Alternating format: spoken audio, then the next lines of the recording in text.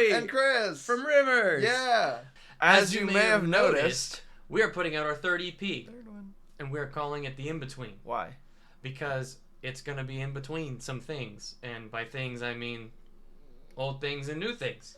And not only that, but we also have written it in between working on different projects, such as the Family Ties EP and playing live shows. It's kind of just been a compilation of things we've done over time. In the interim, so to say. In the interim. None of these songs are exactly Rivers originals as much as they are things we just wanted to do or things we have already tried to do and we want to do them better.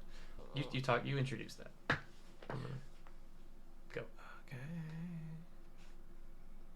So the EP starts with the only heavy song on the EP. We're sorry. It's a cover of NF, and the song is Destiny.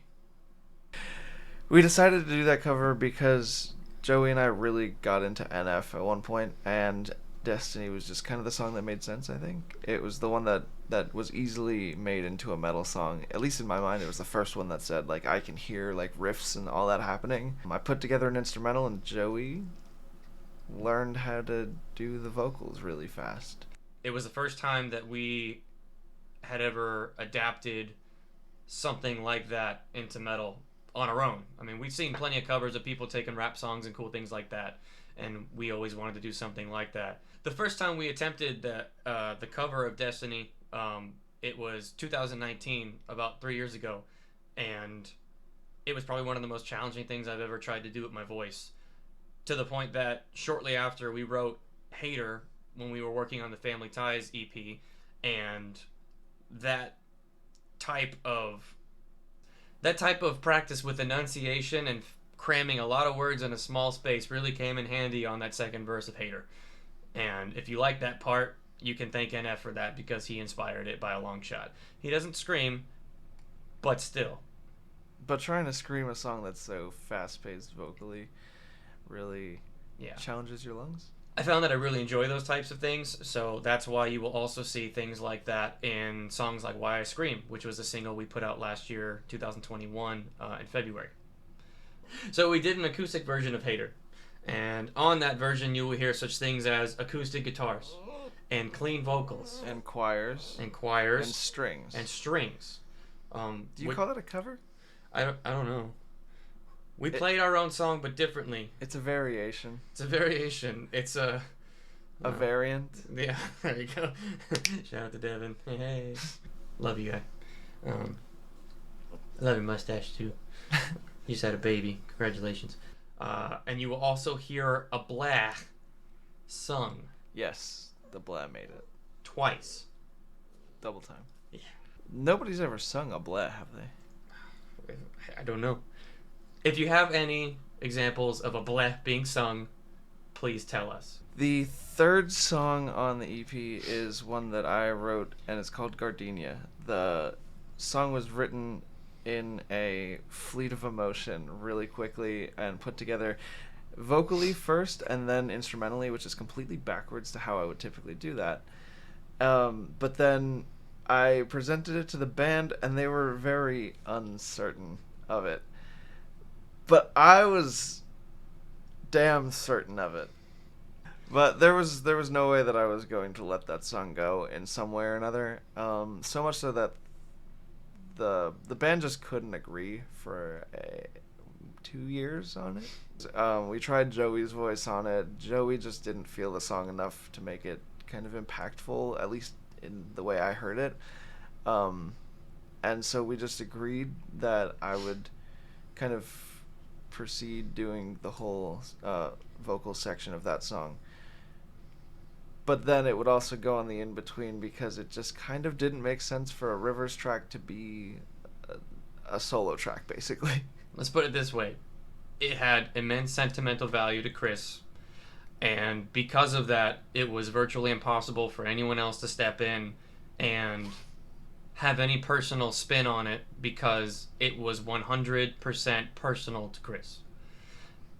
This even caused a bit of rustling of the feathers in the band, and there was some tension thanks to this song Multiple times. multiple times. It was very difficult for us for a spell to come to terms with it because we were torn between supporting our bandmate in this song and acknowledging that this EP is the perfect spot for it to be, because this EP does not reflect Rivers' writing as much as it does what the members of Rivers like and what we feel passionately about, whether it's a cover or a personal song.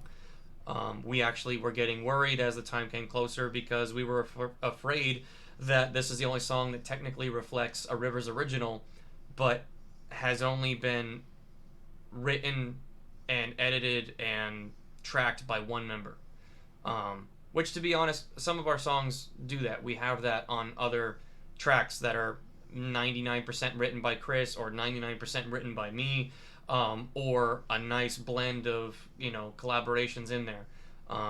The difference, though, is that everyone agrees on them at the end, whereas here nobody really agreed on it. It was just something that I had to let out, and this was a good avenue for it, being that it was kind of just a compilation of things that we've worked on over the period of 3 years, I would say. In the end, the most important thing was that we wanted to support our bandmate, even if we didn't vibe as well with the song as he does. Because we don't know who will resonate with that song and who won't. And the chances of it resonating with any one person is good enough to put it on the EP. Yeah, I think that's a big core belief behind at least the whole band, I would say, is just if we can kind of reach out to somebody in some way, that's kind of what our music is here for. I love that there's a good opportunity that some people are going to hear that song, have questions, or they're going to fill in the blanks on their own with their own life. And one day there may be some conversations between Chris and that person or anyone else in the band that knows that story that'll be able to talk to them about it. And that's worth it. That is absolutely more than worth it in the end. After Gardenia, we got 2 more tracks, 2 more covers, another personal spin on some things, kind of. I did a cover of One More Light by Linkin Park, which I love tremendously. Ironically, even though Linkin Park was my gateway drug into metal, I picked one of the softest songs I've ever heard from them. Because of the depth and the meaning behind it, we are heavily about suicide awareness ever since back on the Losses Growth EP when we wrote Rest in Peace Emotions. That song was inspired by the passing of Chester Bennington, and that vibe being there and then hearing One More Light and knowing the connotations behind it just kind of inspired me to want to do it. And even then, I didn't really put that much of a personal flavor on it, besides the ending, which you will see here, that thing. But I kept the song pretty much as bare bones to the original as possible.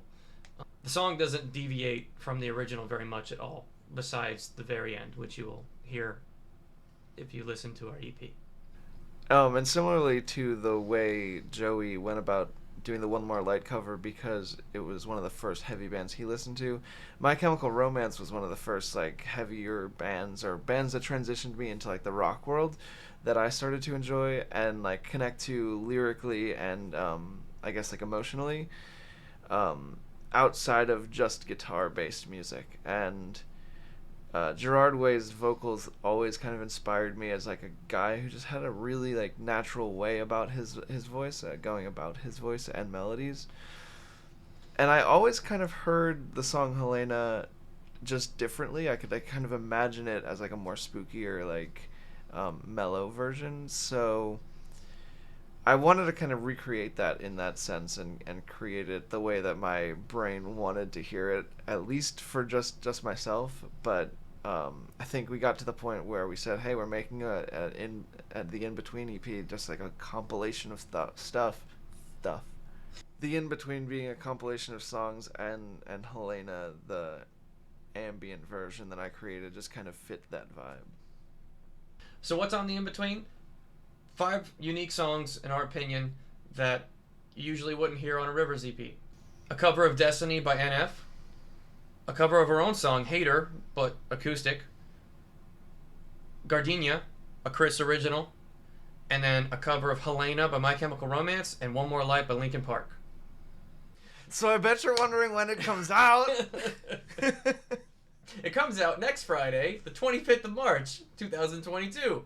So because we're so excited for this EP to come out, and we kind of want to give you guys a little bit of a treat ahead of time, anyone that pre-saves our EP in the in-between and DMs us saying the word pre-saved will receive a link to the first track on the EP, the cover of Destiny by NF.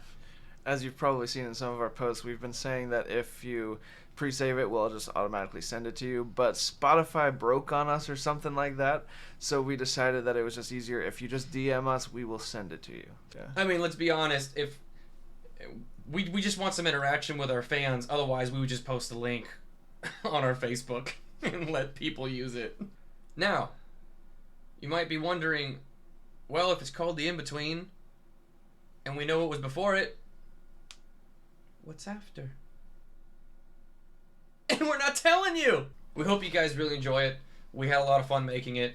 And while you guys are eating that up, we will be working on some fresh things for you.